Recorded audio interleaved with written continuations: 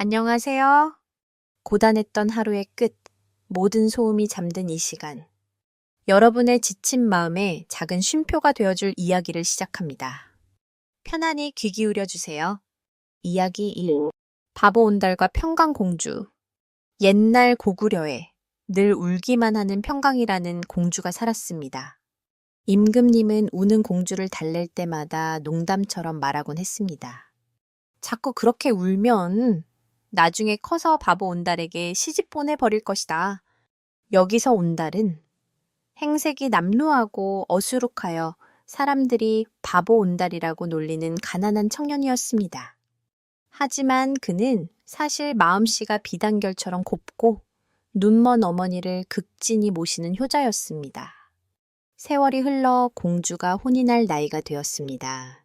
임금님은 고귀한 신분의 귀족에게 공주를 시집 보내려 했습니다. 하지만 평강공주는 단호하게 거절했습니다. 아닙니다, 아바마마. 아바마마께서는 어릴 적부터 저를 바보 온달에게 시집 보내겠다고 말씀하셨습니다. 임금의 말은 천금같이 무거워 한번 뱉으면 다시 주워 담을 수 없는 법. 저는 온달에게 시집 가겠습니다. 임금님은 크게 노했지만 공주의 고집을 꺾을 수 없었습니다. 결국 공주는 값비싼 폐물들을 가지고 궁궐을 나와 스스로 온달의 집을 찾아갔습니다. 온달의 허름한 오두막에 도착한 공주는 눈먼 어머니께 자신을 소개하고 온달의 아내가 되겠다고 말했습니다. 온달과 그의 어머니는 처음에는 믿지 못하고 두려워했지만 공주의 진심 어린 마음에 감동하여 그녀를 며느리로 맞아들였습니다. 공주는 자신의 폐물을 팔아 밭과 집, 그리고 말을 샀습니다. 그녀는 온달에게 말했습니다. 서방님, 당신은 비록 가난하고 배우지 못하여 사람들이 바보라 놀리지만 저는 당신의 마음속에 용맹하고 위대한 장군의 기상이 숨어 있음을 압니다. 공주는 온달에게 직접 글을 가르치고 활쏘기와 말타기 등 무예를 가르쳤습니다. 온달은 아내의 가르침과 격려 속에서 나날이 성장했습니다. 그는 밤낮으로 무예를 연마하여 누구도 당해낼 수 없는 뛰어난 장수로 거듭났습니다. 때마침 해마다 열리는 나라의 사냥대회가 열렸습니다. 온달은 공주가 길러준 날렛말을 타고 사냥대회에 참가하여 누구보다 많은 짐승을 사냥하며 발군의 실력을 뽐냈습니다. 임금님은 그의 용맹함을 보고 크게 놀라며 그를 불렀습니다. 온달이 바로 자신의 사위임을 알게 된 임금님은 그의 비범함에 감탄하며 지난날 그를 얕보았던 것을 사과하고 그를 장군으로 삼았습니다. 그 후 이웃 나라가 쳐들어와 나라가 위기에 빠졌습니다. 온달 장군은 군사를 이끌고 나가 맨 앞에서 적진을 향해 용감하게 돌진했습니다. 그의 용맹함에 고구려 군사들은 사기가 올랐고 적들은 겁을 먹고 뿔뿔이 흩어졌습니다. 온달은 큰 공을 세워 나라를 구한 영웅이 되었습니다. 임금님은 온달을 더욱 신임하고 높은 벼슬을 내렸습니다. 바보라 놀림받던 온달은 아내 평강공주의 지혜와 믿음 덕분에 나라에서 가장 존경받는 장군이 되었습니다. 사람들은 평강공주를 바보 온달을 명장으로 만든 현명한 아내라 칭송했고 두 사람의 사랑 이야기는 오늘날까지도 위대한 사랑의 힘을 보여주는 이야기로 전해지고 있습니다. 이야기 진정한 부자. 옛날 최순성이라는 사람이 살았는데 그는 개성에서 으뜸가는 커다란 부자였어요. 나라 안에서도 손꼽힐 만한 재산을 부모님께 물려받았죠. 그런데도 그는 욕심이 없었습니다. 지금까지는 부모님이 살아계셨기 때문에 감히 재산에 손을 댈 수가 없었다. 그런데 이제는 내가 관리할 수 있게 되었으니 어려운 사람들을 도와주는 데 써야겠구나. 가족도 많지 않은데 내 재산을 어찌 가족을 위해서만 쓰겠는가. 쓰지 않고 쌓아놓는 재산이란 그저 냄새나는 쓰레기 더미와 같을 뿐이지. 그렇게 생각한 최순성은 그날부터 자기 집 생활비를 뺀 나머지 돈을 모아 남을 위해 사용하는 데 쓰기로 했습니다. 그가 도와주는 사람들은 가까운 친척이나 같은 마을에 사는 이웃만이 아니었어요. 소문을 듣고 찾아온 많은 사람들의 이야기를 다 들어본 다음 필요에 따라서 돈을 나누어 주었죠. 어떤 사람에게는 곡식을 주고, 또 어떤 사람에게는 돈을 주고, 또 어떤 사람에게는 옷과 음식을 주었습니다. 그런데 사방에 이런 소문이 나자 먹고 살 만한 사람들까지도 찾아와 최순성에게 손을 내밀었어요. 아이고, 나 좀 도와주게. 장사 미천이 갑자기 망해버려 손 내밀 데가 여기밖에 없으이. 나를 좀 살려주게나. 화려한 비단 옷을 입고 찾아오는 뻔뻔스러운 사람들이 많았지만 최순성은 아무 내색도 하지 않았습니다. 그래, 마음고생이 참 많았겠구려. 그럼 성실하게 장사를 해보겠나. 그는 충고 몇 마디와 함께 원하는 대로 도움을 주었죠. 한편 최순성에게는 먼 친척 동생이 한 사람 있었어요. 본래 그 동생도 부자였는데 성실하지 못하여 술과 노름으로 모든 것을 날려버린 어리석은 사람이었습니다. 집까지 깡그리 날려버린 뒤에 오갈 데 없어진 동생은 최순성에게 손을 내밀려고 찾아왔죠. 이보게, 도와주면 안 되네. 그렇게 정신 못 차린 놈을 도와줄 필요가 있는가. 밑피 빠진 독에 물 붓는 격일세. 그렇게 한결같이 일가 친척들은 그 동생을 도와주어서는 안 된다고 최순성에게 말했어요. 하지만 최순성은 그 동생에게 논밭과 집을 사주면서 친척들에게 말했죠. 논밭이 다술과 노름으로 사라진다고 해도 어쩌겠소. 나는 내 도리를 다할 수밖에요. 형으로서 살림에 여유가 있는데 집 없는 곤란한 동생에게 어찌 집과 논밭을 마련해주지 않겠소. 하지만 과연 사람들이 추측한 대로 그 동생은 몇 년이 안 가 최순성이 사준 논밭을 모조리 없애고 말았습니다. 그리하여 사람들은 최순성을 바보 영감이라고 불렀어요. 아무래도 노망이 난 모양이야. 그저 어렵다고 하면 달라는 대로 다 주지 말이야. 아이고, 지질이 인복도 없지요. 도움을 받은 사람, 치고 은혜를 제대로 갚는 사람도 없다더군요. 아이고, 가족에게 남겨줄 재산까지 펑펑 써대고 있으니 정말 딱한 사람이요. 하지만 최순성은 그런 말에는 아랑곳하지 않았어요. 그리고 아예 자기의 호를 바보 영감이라는 뜻으로 치용이라고 지었습니다. 얼마든지 놀려도 좋다는 뜻이 담겨 있었죠. 그러던 어느 날 최순성의 오랜 친구인 임씨가 공부를 하느라고 가족들이 끼니를 거를 정도로 가난하게 산다는 소식이 들려왔습니다. 원 세상에 그런 딱한 일이 있나. 당장 생활비를 보내줘야겠구먼. 최순성은 그날부터 친구 임씨의 모든 생활비를 대주었어요. 그러자 임씨의 집에는 손님들이 줄을 이었습니다. 오는 손님이 많아 최순성이 보낸 쌀로 한 달을 지내기도 어려웠죠. 어느 날 고민하던 임씨가 부인에게 말했어요. 이대로는 안 되겠소. 부인, 우리가 친구의 도움으로 살면서 손님 뒷바라지를 한다고 손을 더 내밀다가는 그것은 사람의 도리가 아니지. 염치 없는 도움을 받고 사느니 차라리 같이 굶어 죽는 게 낫지 않겠소. 네, 그 말씀이 옳습니다.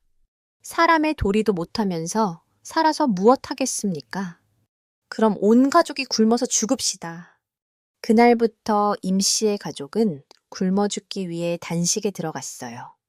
방문을 굳게 걸어 잠근 채 물 한 모금도 먹지 않고 단식을 하기 시작했죠. 그런데 그 소식을 최순성이 듣게 되었죠. 아니, 그게 무슨 소리란 말인가. 최순성은 숨이 턱에 닿도록 뛰어 임씨 집으로 달려갔습니다. 살인문이 잠겨 있어 들어갈 수가 없자 최순성은 담을 넘어 마루로 올라갔죠. 여보게, 선비가 가난한 건 결코 부끄러운 일이 아니잖소. 왜 생목숨을 끊으려 하는가. 최순성은 방을 향해 큰 소리로 외쳤습니다. 하지만 방 안에서는 아무 대답도 없었어요. 잠시 방 안에 귀를 갖다 대고 숨소리를 확인한 최순성은 호탕한 웃음을 터뜨렸죠. 그리고 말일세, 아니, 이 마을에 최순성이 살아있는데 굶어 죽는 사람이 나와서야 내 체면이 어찌 되겠나. 그러니 내 체면을 봐서라도 그만 나오시겠나. 그러자 단단히 잠겼던 방문 안쪽에서 스르륵 문이 열렸습니다. 그리고 곧 문이 열리면서 눈이 퀭해진 임씨가 최순성 손을 와락 부여잡았어요. 굶어 죽으려고 했지만 자네 체면을 생각하니 굶어 죽을 수가 없겠네 그려. 내 살기로 할 테니. 그럼 염치불구하고 이달부터 양식을 조금 더 보내주도록 하겠나. 그렇게 하고 말고 어디 내 재산이 내 것이었던가. 순박한 두 사람의 웃음소리가 온 마을 안에 크게 퍼졌답니다. 이야기 설! 말탄 스님의 깨달음. 경주를 에워싸고 있는 산 가운데 남산만큼 골짜기가 많은 산도 드물 것입니다. 솔숲이 우거지고 검은 바위가 뒤엉켜 있어 울창하기 그지없었죠. 그 남산 어느 한 골짜기에 문수사라는 조그만 절이 숨어 있었어요. 문수보살을 모시고 있는 절이었죠. 그런데 그 절 법당 한가운데에 모셔져 있는 문수보살이 이따금 자취 없이 사라져버리곤 할 때가 있었습니다. 하지만 그 문수보살이 어디로 가서 무슨 일을 하다 돌아오는지는 아무도 몰랐어요. 당시 경흥법사는 나라 안에서 으뜸 가는 큰 스님이었습니다. 일찍이 8살 때부터 머리를 깎고 불도를 닦은 그는 문무왕 때에 이미 이름이 높았죠. 그래서 문무왕은 마지막 숨을 거두는 순간 왕자를 불러놓고 이렇게 말했습니다. 듣거라. 너는 나라를 다스림에 있어 반드시 어질고 지혜로운 사람들을 가까이 해야 할 것이야. 그래서 그들의 가르침을 잘 받도록 하여라. 그 가운데에서도 특히 경흥법사는 나라의 스승으로 삼을 만한 큰 스님이니 잊지 않도록 하여라. 이렇게 일러주었어요. 경주를 에워싸고 있는 산 가운데 남산만큼 골짜기가 많은 산도 드물 것입니다. 솔숲이 우거지고 검은 바위가 뒤엉켜 있어 울창하기 그지없었죠. 그 남산 어느 한 골짜기에 문수사라는 조그만 절이 숨어 있었어요. 문수보살을 모시고 있는 절이었죠. 그런데 그 절 법당 한가운데에 모셔져 있는 문수보살이 이따금 자취 없이 사라져버리곤 할 때가 있었습니다. 하지만 그 문수보살이 어디로 가서 무슨 일을 하다 돌아오는지는 아무도 몰랐어요. 당시 경흥법사는 나라 안에서 으뜸 가는 큰 스님이었습니다. 일찍이 8살 때부터 머리를 깎고 불도를 닦은 그는 문무왕 때에 이미 이름이 높았죠. 그래서 문무왕은 마지막 숨을 거두는 순간 왕자를 불러놓고 이렇게 말했습니다. 듣거라. 너는 나라를 다스림에 있어 반드시 어질고 지혜로운 사람들을 가까이 해야 할 것이야. 그래서 그들의 가르침을 잘 받도록 하여라. 그 가운데에서도 특히 경흥법사는 나라의 스승으로 삼을 만한 큰 스님이니 잊지 않도록 하여라. 이렇게 일러주었어요. 예, 아바마마. 그 말씀을 깊이 간직하겠나이다. 반드시 그렇게 따르도록 하겠사오니 염려하지 마소서. 왕자가 공손히 대답하였죠. 그 뒤 왕자는 왕위에 올라 신문왕이 되었습니다. 나라를 맡게 된 신문왕은 과연 문무왕의 뜻을 따라 경흥법사를 나라 안에서 가장 높은 스님인 국사로 삼았어요. 그리고 신문왕은 나라에 큰일이 일어날 때마다 항상 경흥법사를 불러 그의 가르침을 받곤 했습니다. 그 때문에 경흥법사는 곧잘 왕궁을 출입하게 되었죠. 그러자 신문왕은 그에게 부드러운 비단과 훌륭한 말 한 필, 그리고 번쩍거리는 말 한 장을 내려주었어요. 그러던 어느 날, 경흥법사는 그 부드러운 비단옷을 입고 번쩍거리는 말 한 장 위에 올라앉아 번잡한 거리를 지나고 있었죠. 그날도 어김없이 임금의 부름을 받아 왕궁으로 들어가는 길이었습니다. 자, 국사님이 가신다. 국사님이 타신 말이니 모두 비키시오. 저리 썩 비키시오. 말을 몰고 가던 종이 큰 소리로 외쳤어요. 길을 가던 사람들은 힐끔 고개를 돌려보며 옆으로 비켜주기에 바빴죠. 그때 거지처럼 초라한 늙은 스님이 나타나더니 갑자기 경흥법사의 앞길을 툭 가로막는 거예요. 자기 키보다 더 커다란 지팡이를 짚고 등에는 큰 광주리를 지고 있는 늙은 스님이었습니다. 아니, 이게 무슨 짓이요? 국사님이 가시는데 감히 앞을 가로막다니. 저리 썩 물러가지 못할까. 종이 큰 소리로 그 늙은 스님을 꾸짖었어요. 하지만 그 늙은 스님은 아랑곳하지 않고 벼랑간 미친 듯이 웃음을 터뜨렸습니다. 그런데 그 늙은 스님의 광주리 속에 놀랍게도 마른 가자미와 명태 따위의 바닥고기들이 수북이 들어있지 않겠어요. 종은 그것을 보자 어이가 없다는 듯이 호통을 쳤습니다. 이것 보게. 아니, 중 옷을 입고 불도를 닦는 몸이 고기가 뭔가. 고약한 일이네. 썩 물러서라. 그러자 그 늙은 스님이 흥 하고 콧방귀를 뀌며 이렇게 말했습니다. 무슨 소리야? 두 다리 사이에 상고기를 끼고 앉아있는 스님도 있거늘 장터에서 팔고 있는 이까짓 마른 고기가 어쨌단 말이요. 그렇게 말하더니 또다시 경흥법사를 쳐다보았어요. 그러고는 온다 간다. 말없이 어디론가 훌쩍 가버리고 말았어요. 그런데 그 말을 들은 경흥법사는 갑자기 정신이 번쩍 들었습니다. 그 다리 사이에 상고기를 끼고 있다는 것은 곧 말을 타고 있는 경흥법사를 빗대어서 하는 말이었던 거예요. 경흥법사는 종을 시켜 그 늙은 스님의 뒤를 쫓아가 보게 하였습니다. 그런데 그 늙은 스님은 걸음이 매우 빨랐어요. 느릿산 걸음 같은데도 다른 사람은 숨을 헐떡거리며 따라가야 할 지경이었죠.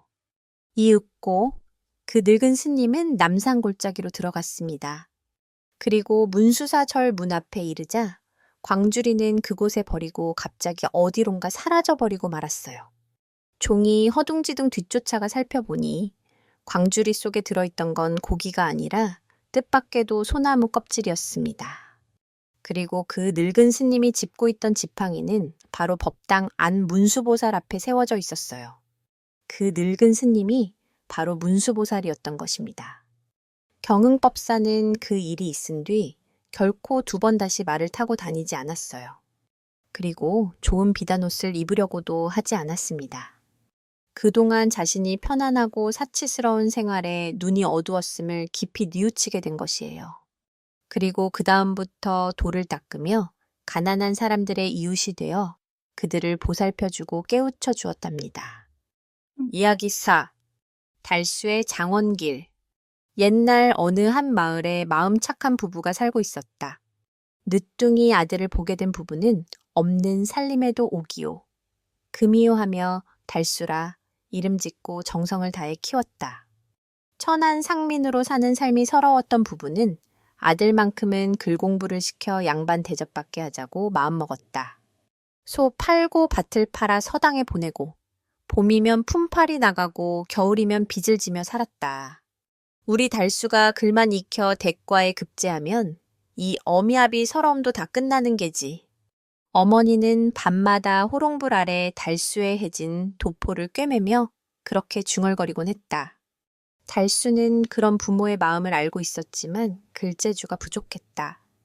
몇 해를 과거에 나가도 낙방뿐이었고 해마다 집안 살림은 더 어려워졌다. 그러던 어느 해 아버지는 병석에 눕게 되었고 약값을 감당하지 못하던 중 이듬해 봄에 세상을 떠났다. 상복을 입은 어머니는 대청에 나앉아 말없이 눈을 감았다. 며칠이 흐르고 어머니는 겨우 입을 열었다. 달수야, 이젠 과거는 그만 보자. 이제는 너도 땅을 메고 곡괭이를 잡아야지. 농사라도 지어야 우리 밥 한 술이라도 먹는다. 달수는 아무 말 없이 고개를 숙였다. 한참을 망설이다. 조심스레 입을 열었다. 어머님, 염치 없사오나 이번 단 한 번만 더 과거를 보러 다녀오게 허락해 주십시오. 정녕 마지막이라 여기고 이번 길에 모든 걸 걸고 다녀오겠사옵니다. 이번에도 낙방한다면 그땐 미련 없이 곡괭이 들고 땅을 매겠사옵니다. 어머니는 아무 말 없이 안방으로 들어갔다. 잠시 뒤 반쯤 찢어진 돈 주머니 하나를 내밀었다. 그 안에는 몇 해 전 아버지가 숨겨두었던 쌈짓돈이 들어있었다. 이게 마지막이다. 먹을 것도 없으니 가면서 굶지는 말거라. 그날 달수는 눈을 감고 절을 올렸다. 그리고 그 길로 갓을 쓰고 보따리를 메고 한양길에 올랐다. 보따리 안에는 어머니가 꽁꽁 싸둔 마른 떡 몇 조각이 들어있었다. 길 가며 배고플 때 씹어라. 물은 아껴 먹고 어머니의 당부가 귓가에 남았다. 며칠을 걷고 또 걸었다. 낮은 땀이 등줄기를 타고 흘렀고 밤엔 이슬에 발이 젖었다. 해는 기울고 다리는 퉁퉁 붓고 입술은 바짝 말라왔다. 그러다 산 너머 작은 절 하나가 눈에 들어왔다. 달수는 그 절, 뒷마루에 걸터 앉아 보찜 속을 꺼냈다. 떡은 딱딱했고 입안은 바짝 말라 있었다. 어휴, 돌을 씹는 건지 떡을 씹는 건지. 그는 떡을 조심스레 쪼개어 입에 넣고 말없이 씹으며 그대로 밤을 지새웠다. 그렇게 날이 새고 이른 아침, 달수는 한양을 향해 다시 발걸음을 옮겼다. 장터 한 귀퉁이, 햇빛도 잘 들지 않는 그늘 아래 허름한 거적을 깔고 앉은 거지 노인 하나가 있었다. 사람들은 그 옆을 지나며 힐끔 보거나 킥 웃으며 고개를 돌렸다. 노인은 누더기 저고리를 걸친 채 검은 손톱을 극적이며 말없이 앉아 있었다. 앞에는 빛 바랜 종이 한 장, 그 위엔 어디서 주워왔는지 모를 돌멩이 새알이 덩그러니 놓여 있었다. 달수는 그 앞을 지나치다 문득 발을 멈추었다. 누구보다 초라한 옷차림이지만 그 노인의 얼굴이 어쩐지 더 안쓰럽게 느껴졌다. 달수는 품 안을 뒤적여 쌈짓돈 가운데 남은 엽전 하나를 꺼내 밀었다. 별것은 아니지만 이걸로 뭐라도 사드시게요. 달수는 고개를 살짝 숙이며 말을 덧붙였다. 사흘째 제대로 먹지 못해서 서로와 어렵기는 매한가지요. 거지는 그 엽전을 받지도 않고 달수의 얼굴을 찬찬히 훑어보더니 한마디 툭 내뱉었다. 손이나 좀 내보시게. 예, 손금 좀 보자. 내 사주 한번 봐주지. 거지는 달수의 손바닥을 펴보더니 말없이 손가락 끝으로 쓱쓱 문질렀다. 그러곤 코웃음을 한번 흘리며 말했다. 허! 손바닥이 부드럽구먼. 논이랑 밭은 못 갈아봤을 상일세. 달수가 멋쩍은 웃음을 지으며 말했다. 예, 뭐, 아직은요. 거지는 그 손을 잡고 이리저리 돌려보며 중얼거렸다. 손마디는 굵고 선은 얇고 우는 있는데 자꾸만 비껴가누면 이번에도 과거에는 붙지 못할 걸세. 그 말에 달수는 눈을 동그랗게 떴다. 예, 아니, 어르신, 그게 무슨 말씀이십니까? 제가 과거를 보러 가는 걸 어찌 아시고? 붓을 들었으되 문은 아직 못 들어섰고 뜻은 있으되 길은 아직 어두워. 그럼 팔자구먼. 달수는 긴장한 얼굴로 물었다. 그래서 이번에도 낙방이란 말씀이요? 거지는 고개를 끄덕였다. 그러소?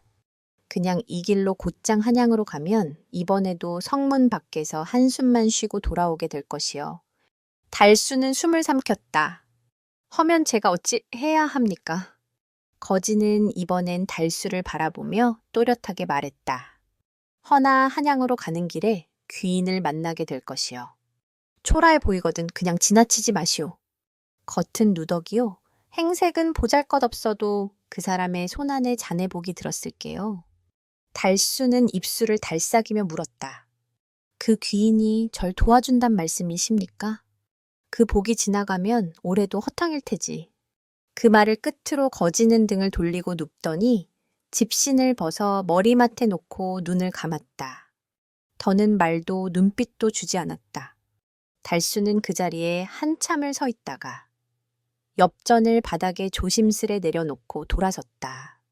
허참, 그럴듯하군. 귀인이라 복까지 다 갖춘 사람이 이 길에 나타나기나 할까. 그런 게 있다면 진즉 장원급제 했겠지.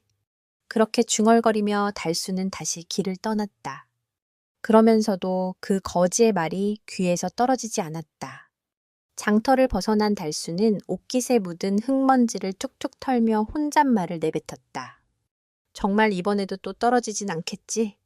그러면 이젠 진짜로 어머님 모시고 농사일이나 지어야 할 테지. 혼잣말은 한숨으로 바뀌었고 한숨은 점쟁이의 말로 이어졌다. 이번에도 과거에 낙방할 것이요. 허나 귀인을 만나면 절대 그냥 지나치지 마시오. 귀인이면 뭐 벼슬아치라도 만나란 말인가. 허허! 거짓말 믿는 놈이 내가 될 줄이야. 달수는 코를 훌쩍이며 헛웃음을 지었다. 그 사이 해는 서산으로 넘어가고 사방은 어스름이 내려앉기 시작했다. 달수는 고개를 이리저리 돌리며 혼잣말을 이어갔다. 어찌 이리 캄캄하단 말이냐? 어디 주막 간판이라도 보이면 좋으련만 발바닥은 불이 나고 등골은 휘겠구먼. 그러나 사방팔방 불빛 하나, 영이 한 줄기조차 보이지 않았다. 길은 점점 숲으로 들어갔고 바람결엔 산짐승 울음소리가 섞여들었다. 방금 산짐승 짖는 소린가? 걔는 아니지. 그럼 설마 늑대. 달수는 발걸음을 바삐 옮겼으나 뒤이어 부스럭거리는 낙엽소리. 어딘가 가쁜 짐승의 숨소리가 들려왔다. 아이고야. 이거 장원이고 뭐고 오늘 저승 문턱 가는 건 아닌가? 산짐승 밥될 판이로구먼. 순간 어둠 속에서 뭔가가 번쩍 눈을 빛냈다. 달수는 뒷걸음질을 치다가 발이 꼬여 주저앉았다. 그때였다. 짙은 어둠 너머 누군가가 큰 소리로 외쳤다. 이놈들, 섞어지지 못할까? 어디선가 처녀의 고함이 터졌고 곧장 어둠 속에 불빛 하나가 어른거렸다. 길가 풀숲에서 누군가가 지프로 감싼 횃불을 손에 들고 마구 휘두르고 있었다. 불꽃이 공중에서 크게 휘돌며 번졌고 그 불빛에 놀란 산짐승 몇 마리가 울음을 지르며 허겁지겁 숲속으로 달아났다. 달수는 그 자리에 주저앉아 숨을 헐떡였다. 아이고 살았다. 불빛 너머에서 낯선 여인이 조용히 모습을 드러냈다. 낡은 저고리에 해진 치마, 품엔 조그만 보따리 하나를 꼭 안고 있었다. 눈빛은 또렷했으나 어딘지 초라해 보였다. 괜찮으십니까? 맑으면서도 낮게 깔린 목소리가 들렸다. 달수는 그제야 고개를 들어 여인을 바라보았다. 예. 방금 그 횃불은 혹시... 여인은 작게 고개를 끄덕였다. 손엔 아직 불이 꺼지지 않은 작은 횃불 하나가 들려 있었다. 이 산은 들개 무리가 자주 내려옵니다. 저도 종종 겪는 일이지요.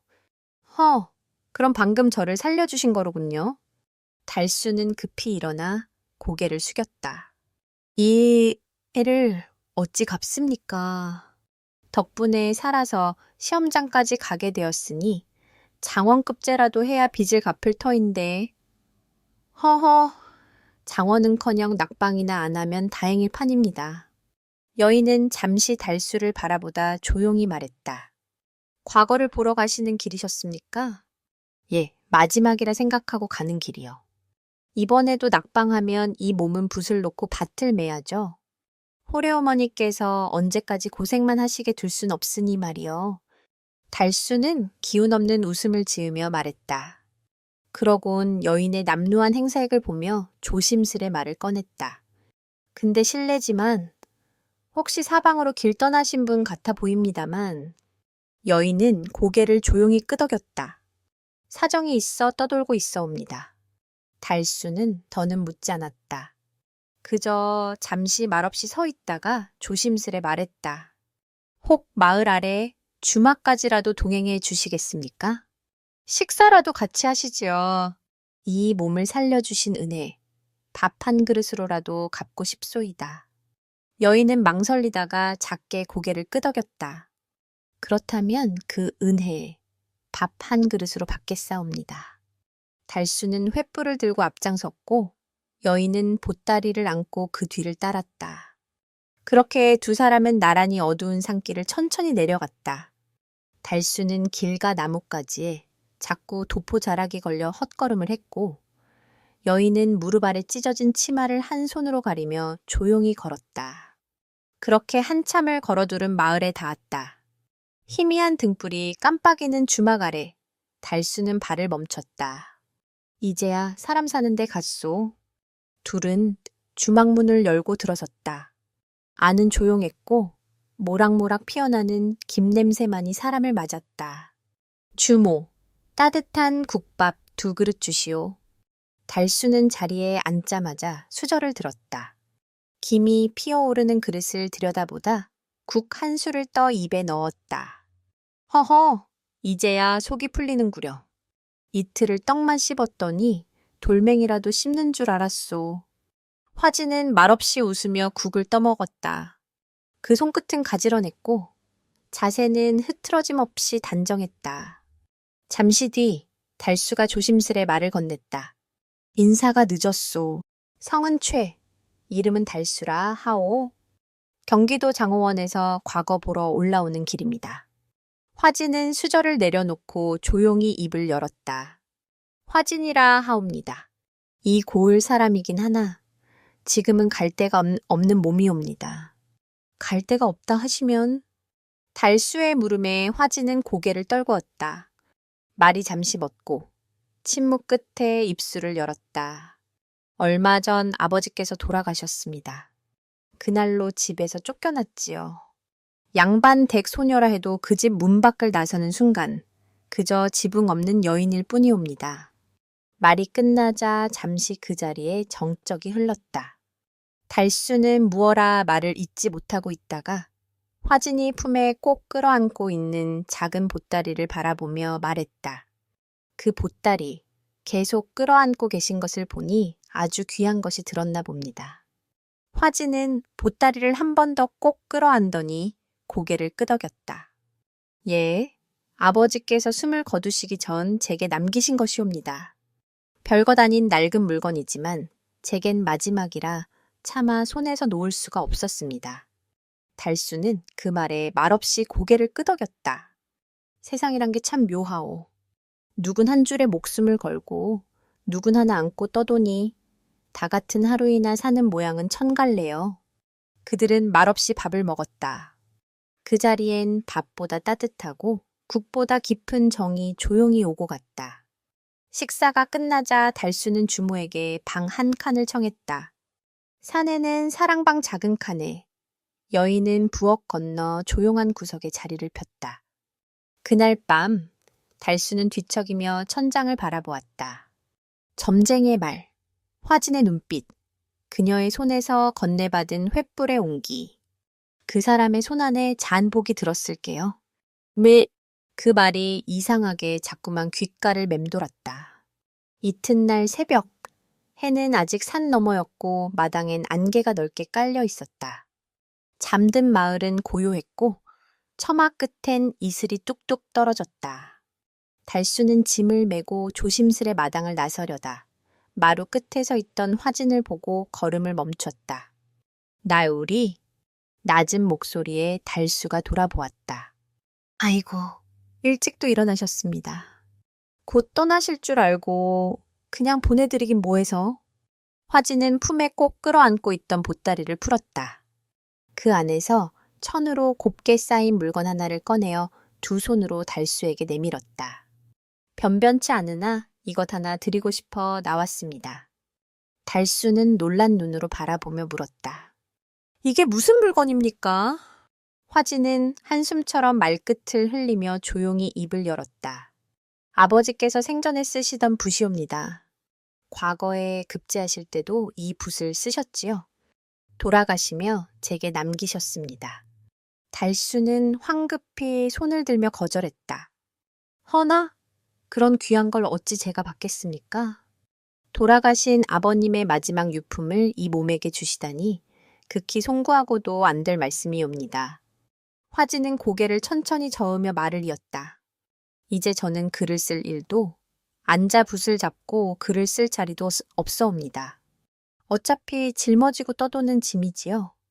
헌 붓이오나 혹 나으리께 도움이 된다면 그걸로 족합니다. 달수는 말없이 그 붓을 받아들었다. 붓대는 오래되어 닳았고 붓털은 조금 갈라져 있었지만 손에 쥐어지는 감촉은 묘하게 낯설지 않았다. 마치 언젠가부터 이 손에 들려 있어야 할 물건처럼 시간마저 잊었다. 달수는 고개를 깊이 숙이며 또박또박 말했다. 이 붓, 마음 다해 마지막이라 여기고 써보겠소. 장원은 못할지언정 부끄럽지 않게 앉아 글을 써보겠소이다. 화진은 조용히 웃었다. 그리 말씀하시니 더 바랄 것이 없사옵니다. 두 사람은 한동안 말없이 마주섰다. 붓 하나를 사이에 두고 새벽바람이 옷깃을 스쳤다. 그러다 달수가 입을 열었다. 오늘 저녁 즈음엔 아마도 성문이 보이겠죠. 한양도 머지않았사옵니다. 부디 그 붓에 담긴 마음이 글 속에 닿기를 바라옵니다. 달수는 붓을 품 깊숙이 넣으며 말했다. 고맙소이다. 그는 보따리를 다시 메고 땅을 한번 꾹 밟은 뒤 천천히 길을 나섰다. 뒤돌아보지 않았지만 한참 동안 화진의 시선을 등에 느낄 수 있었다. 그날 새벽, 달수는 산을 내려가 과거를 보러 가는 길에 올랐다. 그리고 그 붓은 단지 글을 쓰는 도구가 아니라 달수의 인생을 다시 쓰게 할 운명의 열쇠가 되었다. 또 그렇게 겨우겨우 한양에 당도한 달수는 장터 옆 허름한 주막에 객방 한 칸을 얻어 지친 몸을 낡은 돗자리 위에 눕혔다. 이튿날 아침, 과거 시험날이 밝았다. 달수는 새벽 공기를 마시며 화진이 건넨 붓을 조심스레 꺼내들고 시험장에 들어섰다. 눈앞에 펼쳐진 시험지는 새하얗고 붓끝엔 먹물만 그득했다. 한참을 머뭇거리다 달수는 조심스레 첫 자를 적었다. 그러자 신기하게도 손이 멈추지 않았다. 무슨 글을 쓰는지, 무슨 뜻을 적는지도 제대로 생각할 겨를도 없이 붓이 알아서 종이를 메워가기 시작했다. 머리가 아니라 손이 먼저 움직였고 생각이 아니라 감촉이 글을 이끌었다. 마치 오랜 세월 그 붓 안에 잠들어 있던 글이 이제야 깨어나듯 한자 한자 종이에 내려앉았다. 글을 마치고 붓을 내려놓자 달수의 마음은 처음으로 고요했다. 어떤 후회도 미련도 없었다. 사흘 뒤 과거 급제자 명단이 붙는 날 관아 앞에는 사람들이 바글바글 모여들었다. 올해 장원은 장호원에서 왔다지. 그 이름이 달수라던가. 상민 집안 자식이 장원이라니 세상일 알 수 없다더니 그 말이 맞구먼. 달수는 처음엔 멀찍이 서서 시끄러운 소리만 듣고 있었다. 그러다 천천히 사람들 틈을 비집고 앞으로 나아갔다. 그 낯익은 이름 최달수. 명단 한가운데 또렷이 적혀 있었다. 달수는 잠시 바라보다 말없이 고개를 떨궜다. 손엔 여전히 화진의 붓이 들려 있었다. 이제 더는 한양에 머물 까닭이 없었다. 그는 붓을 품에 넣고 천천히 발걸음을 돌려 고향 쪽으로 향했다. 그러나 얼마 가지 못해 그 발걸음이 문득 멈춰섰다. 화진이었다. 그녀의 얼굴이, 목소리가. 마당 끝에 내밀던 붓 한 자루가 자꾸 눈앞을 가렸다. 달수는 고개를 돌려 화진이 머물던 마을로 길을 틀었다. 산 넘고 물 건너 그녀와 처음 마주했던 그 작은 마을이었다. 며칠 뒤 봄빛 흐르는 아침, 마을 어귀에선 아이들 웃음소리가 들려왔고 서당 마루 끝엔 치마 자락을 거둔 여인이 글판을 들고 서 있었다. 소박한 저고리는 그대로였지만 그 눈빛엔 예전보다 깊은 단단함이 맺혀 있었다. 달수는 품속에서 낡은 붓을 꺼내어 두 손에 올리고 마루 아래로 천천히 걸어 들어갔다. 화진은 아이들 너머로 그를 보고 조용히 고개를 들었다. 달수나 우리. 달수는 말없이 붓을 내밀었다. 고맙소. 이걸로 글을 써 장원까지 갔소. 이제 이 붓은 원래 있어야 할 자리에 돌아가는 게 옳겠지요. 화진은 붓을 받아들고 고개를 숙였다. 잠시 후 달수가 조심스레 입을 열었다. 사실은 한양 가는 길목 장터에서 허름한 거지. 노인을 만난 일이 있소. 가는 길에 귀인을 만나리란 말을 남기더이다. 그땐 웃어 넘겼지만 지금 생각하니 그 귀인이 바로 그대인 듯하오. 달수는 잠시 눈을 내리깔았다가 조심스레 고개를 들며 말을 이었다. 혹 괜찮으시다면 이 몸과 함께 제 고향으로 내려가 주시겠소. 집은 작고 밥상은 소박하오. 허나 어머님께서 따뜻하신 분이시고 저 또한 비록 어리숙하나 마음은 한결같소. 달수는 눈을 들어 화진을 바라보았다. 화진은 잠시 눈을 감았다가 이내 고요히 고개를 끄덕였다. 며칠 뒤 두 사람은 고향에 닿았다. 산 너머 논밭을 지나 초가 마을이 보이자 달수는 숨을 깊이 들이쉬었다. 이제야 집이 보이는군요. 마당에서는 어머니가 나무를 다듬고 계셨다. 비스듬히 내리쬐는 햇살 아래 고개를 숙인 채 순잎 하나하나를 조심스레 떼어내고 계셨다. 멀찍이 마을 어귀에서 달수가 크게 외쳤다. 어머님, 아들, 장원으로 돌아왔습니다. 어머니는 손을 멈추고 천천히 고개를 들었다. 잠시 시간 가는 듯 바라보던 얼굴에 이내에 잔잔한 미소가 번지더니 아무 말 없이 천천히 나물 바구니를 내려놓고 마당 끝으로 걸어 나오셨다. 고생 많았다. 이 애미. 그저 무사히만 돌아오면 됐다 생각했는데 장원급제까지 해서 돌아오다니 이 애미가 무슨 복으로 이런 날을 본 후 어머니는 이내 화진에게로 눈길을 돌리셨다. 화진은 마당 끝에서 두 손 모아 조심스레 절을 올렸다. 이 여인은 제가 길에서 만난 인연이옵니다. 목숨을 구해주셨고 이분이 건네주신 붓 덕에 과거에 급제할 수 있었사옵니다. 달수가 그간 화진과의 인연을 조심스레 풀어내자 어머니는 잠시 말이 없더니 이내 환히 웃으며 화진의 손을 따스히 잡으셨다. 먼 길 오시느라 얼마나 애쓰셨소? 초가 한 채라 누추하오나 어서 안으로 드십시다. 그날 이후 화진은 부엌에서 어머니를 거들었고 작은 집안은 밥 짓는 냄새와 사람 숨결이 돌기 시작했다. 낙방만 하던 총각은 장원이 되었고 떠돌던 여인은 안차의 자리를 잡았다. 그리하여 허름하던 초가엔 사람 숨결이 돌기 시작했고 마당 끝 감나무 아래에도 웃음소리가 번져갔다. 겨울이 차에 가시기도 전 그 집엔 봄보다 먼저 따뜻한 기운이 찾아들었다. 이야기 5. 반쪽이 이야기. 옛날 어느 부잣집에 아들 둘을 둔 부부가 살았습니다. 부부는 뒤늦게 막내 아들을 하나 더 낳았는데 이상하게도 이 아이는 몸의 절반만 가지고 태어났습니다. 눈도 하나, 귀도 하나, 팔다리도 하나씩 뿐이라 사람들은 그를 반쪽이라고 불렀습니다. 두 형은 온전치 못한 동생을 몹시 부끄러워하며 구박하고 괴롭혔습니다.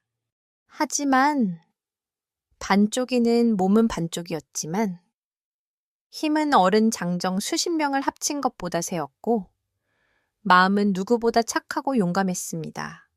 어느 날 이 나라에 사는 부자 영감이 자신의 딸과 결혼할 사윗감을 구한다는 방을 내걸었습니다. 영감은 사윗감의 힘을 시험하기 위해 아무도 당해낼 수 없는 힘센 장사를 내세워 씨름 대결을 펼치게 했습니다.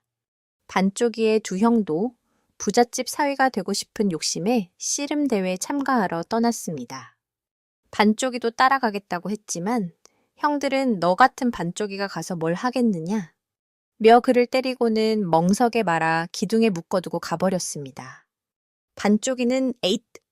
하고 기합을 한번 주자 밧줄과 멍석이 모두 끊어지고 기둥이 뿌리째 뽑혔습니다. 그는 그 커다란 기둥을 어깨에 메고 형들을 뒤따라갔습니다. 씨름 대회장에 도착하니 이미 형들은 힘센 장사에게 패배하여 망신을 당한 뒤였습니다. 반쪽이가 앞으로 나서며 도전하자 모든 사람들이 그의 볼품없는 모습에 배를 잡고 웃었습니다. 하지만 씨름이 시작되자 반쪽이는 거대한 장사를 마치 아기 다루듯 가볍게 들어 올려 땅에 매닫고자 버렸습니다. 영감은 반쪽이의 엄청난 힘에 놀랐지만 반쪽뿐인 사위를 얻고 싶지는 않았습니다. 그는 두 번째 시험을 냈습니다. 저 숲속에 사는 무서운 호랑이를 잡아오는 사람을 사위로 삼겠다. 형들은 무서워서 도망쳤지만 반쪽이는 혼자 숲으로 들어갔습니다. 그는 호랑이를 만나자 맨손으로 호랑이를 때려잡아 어깨에 둘러매고 돌아왔습니다. 영감과 사람들은 모두 경악을 금치 못했습니다. 그래도 영감은 반쪽이를 사위로 삼기 싫어 마지막으로 불가능해 보이는 시험을 냈습니다. 내 금고 안에 있는 황금 괴짝을 아무도 모르게 가져오너라. 그날 밤 반쪽이는 영감네 집 지붕을 뚫고 금고 안으로 들어갔습니다. 그는 황금 괴짝을 들고 나오려는데 영감이 미리 준비해둔 뜨거운 연물 항아리에 그만 손이 빠지고 말았습니다. 그의 손은 연물 항아리에 단단히 붙어 떨어지지 않았습니다. 반쪽이는 잠시 생각하더니 연물 항아리째로 번쩍 들어 밖으로 나왔습니다. 그리고는 미리 준비해간 빈 괴짝과 황금 괴짝을 바꿔치기 하고 큰 소리를 질렀습니다. 도둑이야! 도둑이 내 황금 괴짝을 훔쳐간다. 온 집안이 발칵 뒤집혔고 영감은 하인들에게 도둑을 쫓으라고 명했습니다. 하인들은 반쪽이가 일부러 흘린 흔적을 따라 빈 괴짝을 들고 달아나는 가짜 도둑 반쪽이가 미리 섭외해둔 사람을 쫓아갔습니다.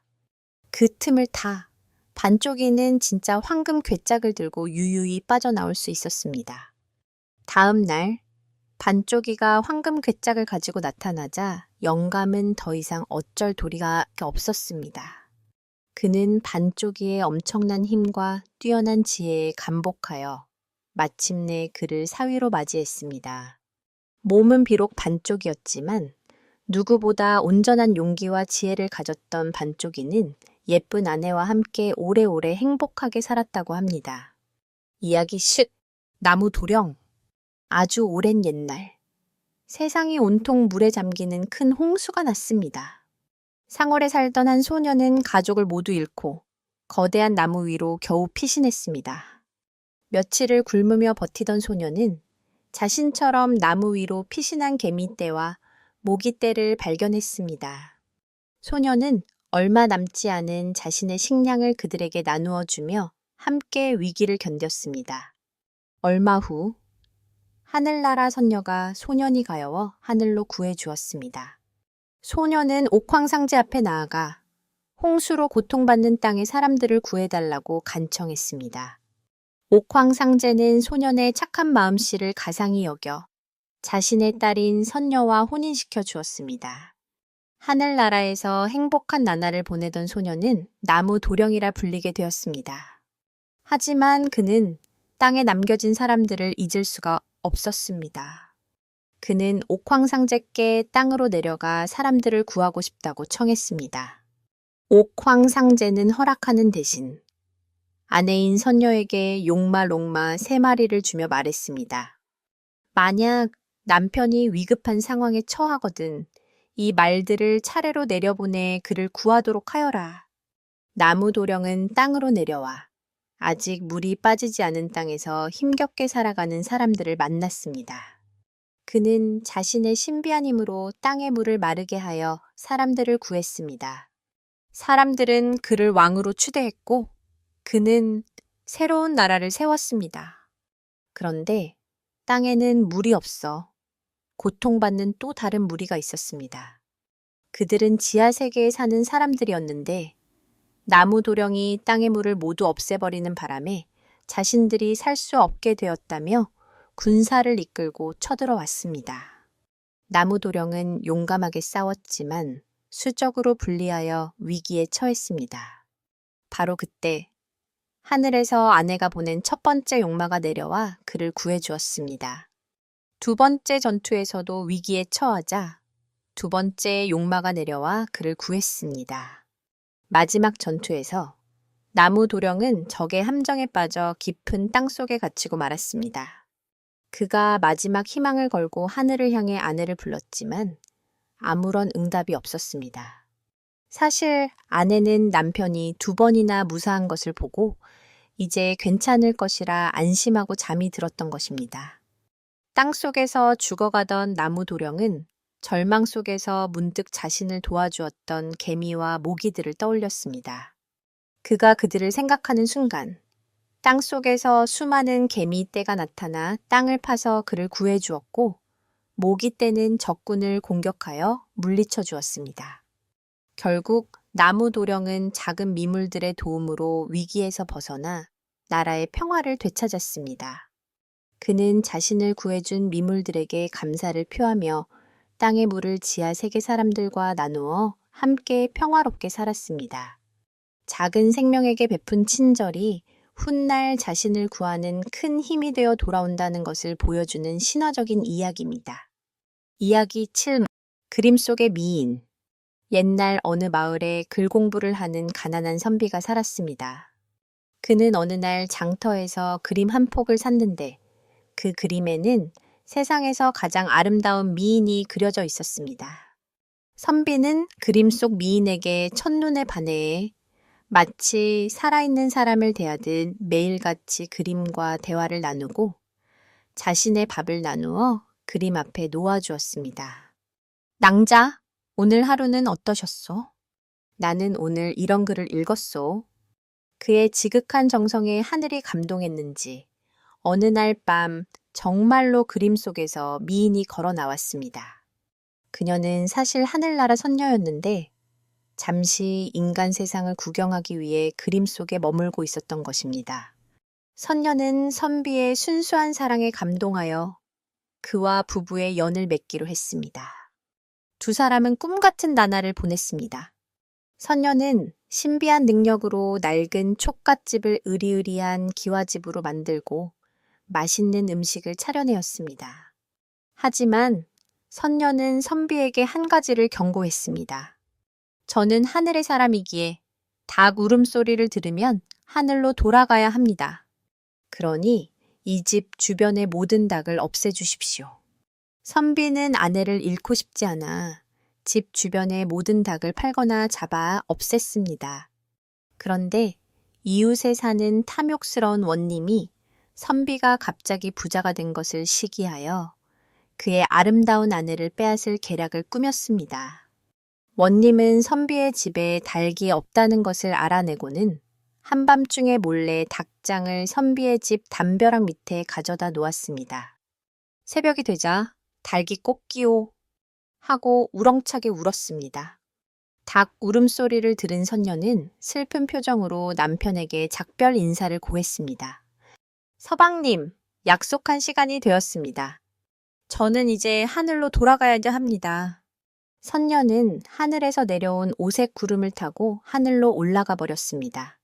사랑하는 아내를 눈앞에서 잃은 선비는 땅을 치며 통곡했습니다.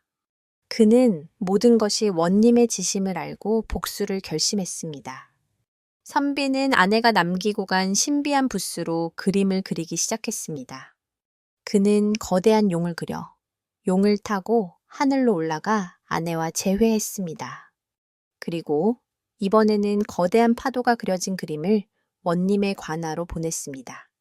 원님이 그림을 펼쳐보는 순간 그림 속에서 진짜 파도가 쏟아져 나와 관아를 덮쳐버렸고 악독한 원님은 물에 빠져 죽고 말았습니다.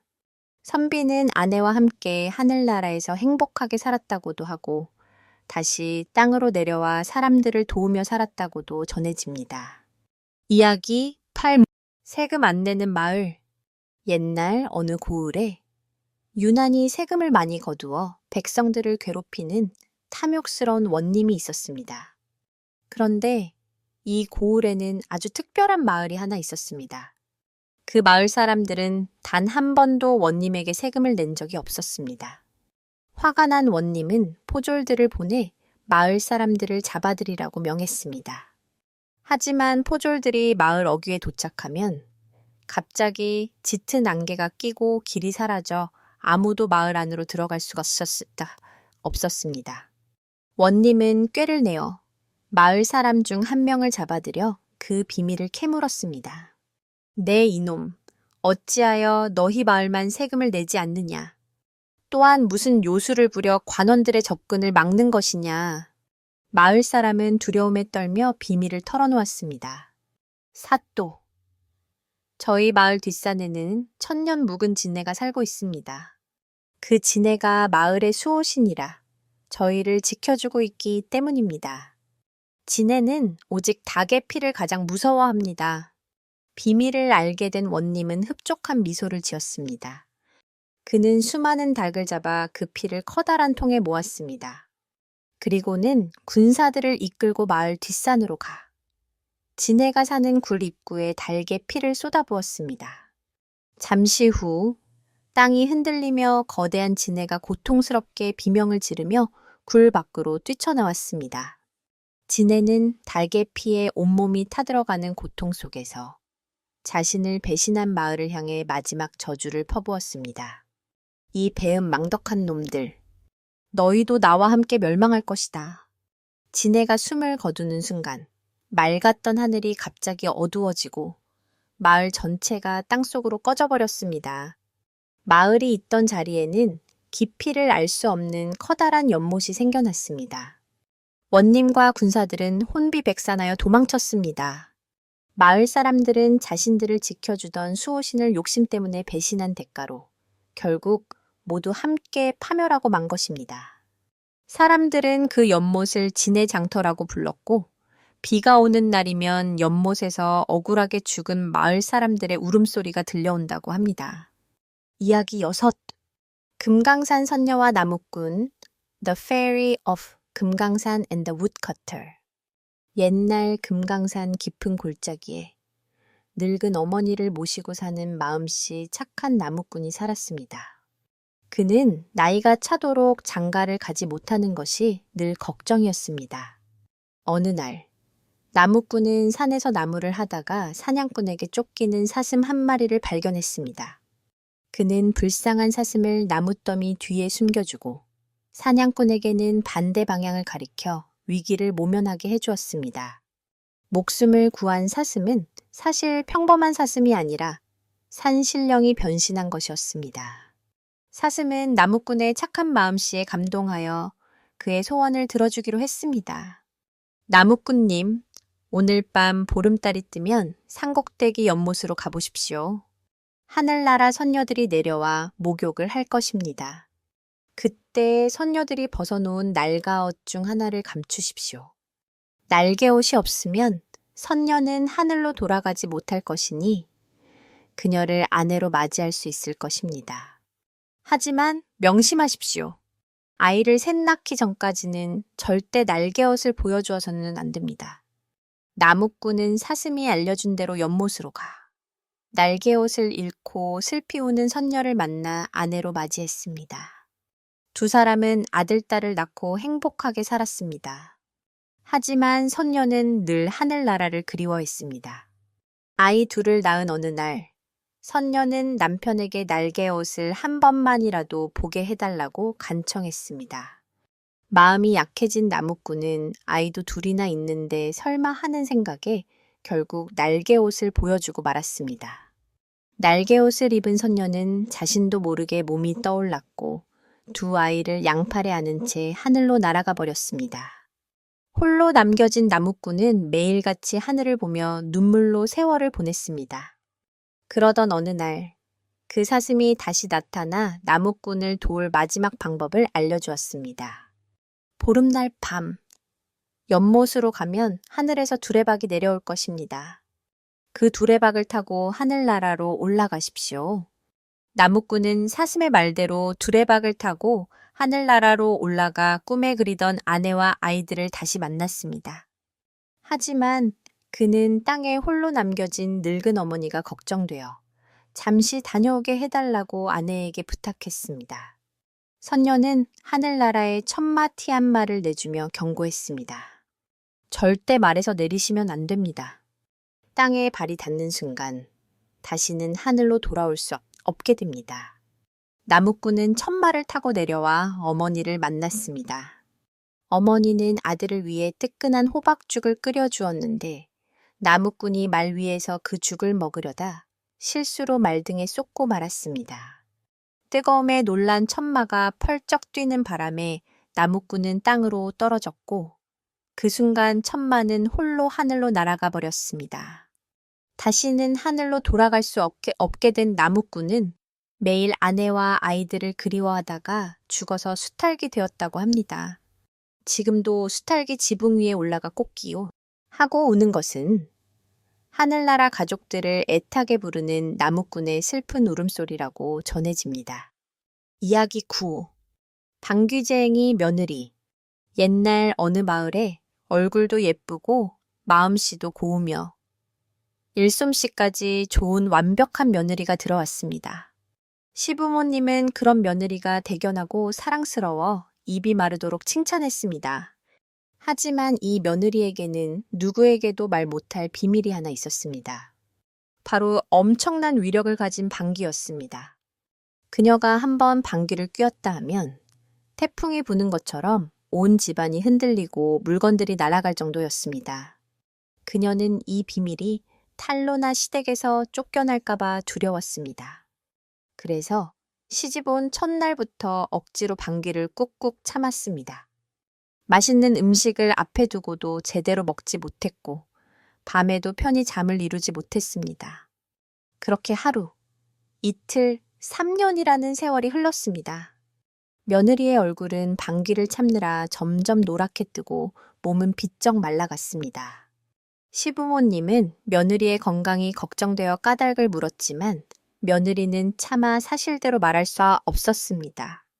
그러던 어느 날 며느리는 더 이상 참을 수 없는 지경에 이르렀습니다. 뱃속이 부글부글 끓어 터질 것만 같았습니다. 그녀는 마침내 용기를 내어 시아버지께 사실을 고백했습니다. 아버님, 어머님, 부디 제가 시원하게 방귀 한번 낄 수 있도록 허락해 주십시오. 시아버지는 그 말을 듣고는 껄껄 웃으며 허락했습니다. 며느리는 가족들에게 각자 기둥과 문고리를 단단히 붙잡고 있으라고 말한 뒤 마당 한가운데에 서서 그동안 참았던 방귀를 힘껏 뀌었습니다. 엉벙. 그 소리는 천둥이 치는 것 같았고 엄청난 위력의 방귀바람에 지붕의 기왓장이 날아가고 마당의 감나무가 뿌리째 뽑혔습니다. 너무 놀란 시아버지는 며느리를 당장 친정으로 쫓아냈습니다. 서러운 마음에 친정으로 돌아가던 며느리는 중국으로 가던 상선이 풍랑을 만나 돛이 찢어져 오도 가도 못하는 광경을 보게 되었습니다. 그녀는 언덕 위로 올라가 배를 향해 자신의 긴 치마를 펼쳐 보이고는 다시 한번 힘껏 방귀를 뀌었습니다. 그녀의 강력한 방귀바람은 바다를 건너 배를 순식간에 밀어주었고 배는 무사히 항해를 계속할 수 있었습니다. 배에 타고 있던 상인들은 며느리의 도움 덕분에 목숨과 재물을 구했다며 온갖 금은 보화를 선물로 주었습니다. 며느리는 금은 보화를 가득 싣고 당당하게 시댁으로 돌아왔습니다. 시아버지는 돈 보따리를 보자 태도가 싹 바뀌었습니다. 내 며느라기. 내 방귀가 이토록 귀한 보물이 될 줄이야. 내 방귀는 우리 집안의 복덩이니라. 그 후로 며느리는 더 이상 방귀를 참지 않았고 시댁 식구들은 며느리의 방귀를 칭찬하며 행복하게 살았다고 합니다. 이야기 10. 의좋은 형제. 옛날 어느 마을에 마음씨 착한 형제가 살았습니다. 형제는 부모님이 돌아가신 후에도 한 집에서 살며 서로를 아끼고 도우며 농사를 지었습니다. 가을이 되어 벼를 수확한 형제는 똑같이 볕단을 나누어 각자의 낯가리 볕단을 쌓아둔 더미에 쌓아두었습니다. 그날 밤 형은 잠자리에 누웠지만 잠이 오지 않았습니다. 아우는 이제 막 결혼해서 식구도 늘어날 텐데 내가 볕단을 좀 더 챙겨줘야 하지 않을까. 형은 아무도 모르게 일어나 자신의 볕단 몇 개를 짊어지고 아우의 낯가리로 가서 쌓아두고 돌아왔습니다. 한편 아우 역시 잠을 이루지 못하고 있었습니다.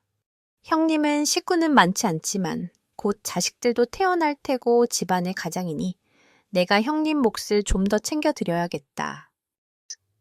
아우 역시 밤중에 몰래 일어나 자신의 볕단 몇 개를 짊어지고 형의 낯가리에 쌓아두고 돌아왔습니다. 다음 날 아침 형제는 각자 자신의 낯가리를 보고는 고개를 갸웃거렸습니다. 분명히 어젯밤 볕단을 덜어냈는데도 낯가리가 전혀 줄어들지 않았기 때문입니다. 그날 밤 형과 아우는 똑같은 생각을 하고 다시 볕단을 짊어지고 서로의 집을 향해 길을 나섰습니다. 휘영청 밝은 달밤, 마을 어귀의 길 한가운데서 볕단을 짊어진 두 형제는 마주치고 말았습니다. 서로의 모습을 본 형제는 그 자리에 우뚝 멈춰 섰습니다. 그리고는 이내 서로가 밤중에 무슨 일을 했는지 깨닫고 말았습니다. 두 사람은 말없이 서로를 바라보다가 서로의 깊은 마음에 감동하여 볕단을 내려놓고 부둥켜 안았습니다. 아우야? 형님. 두 형제의 아름다운 우애는 하늘을 감동시켰고 그 후로 두 형제는 더욱 서로를 아끼며 큰 부자로 행복하게 살았다고 합니다. 서로를 위하는 따뜻한 마음이 얼마나 소중한지를 보여주는 이야기입니다. 이야기 11. 둔갑한 쥐.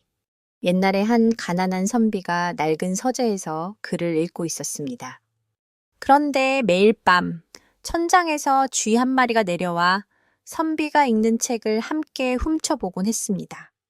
그렇게 3년이 지나자 쥐는 그를 깨우치고 사람의 말을 할 수 있게 되었으며 마침내 사람으로 둔갑하는 도술까지 익히게 되었습니다.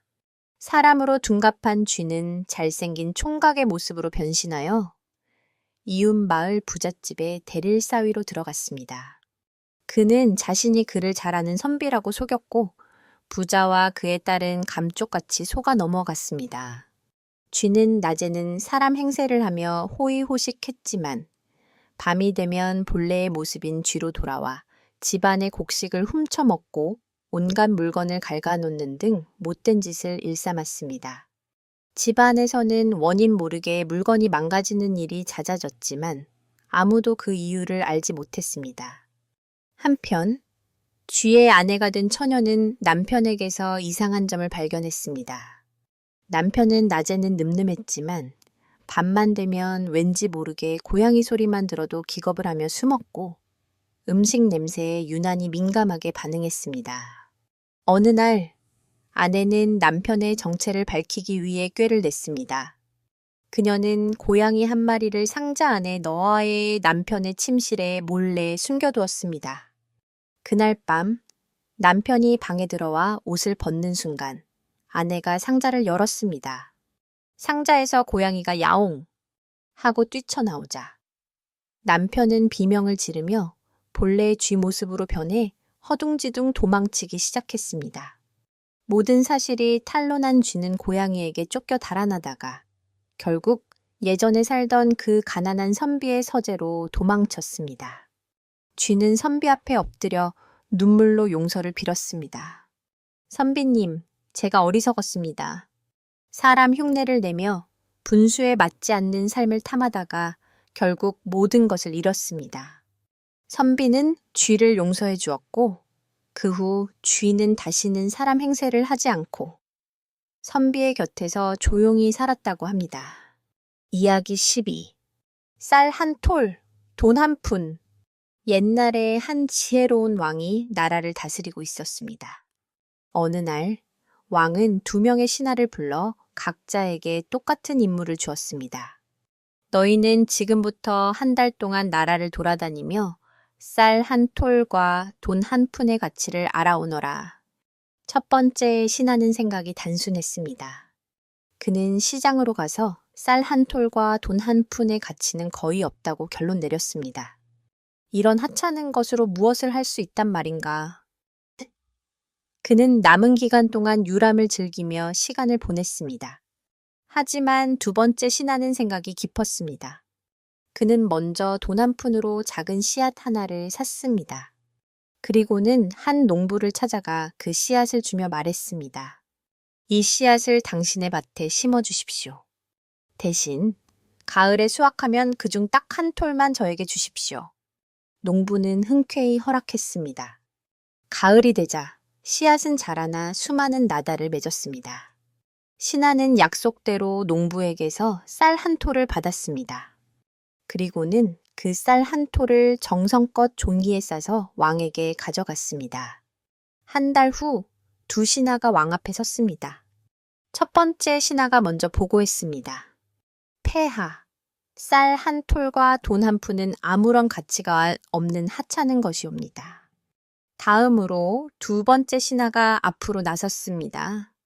그는 자신이 겪은 일을 자세히 설명하고 종이에 싼 쌀 한 톨을 왕에게 올리며 말했습니다.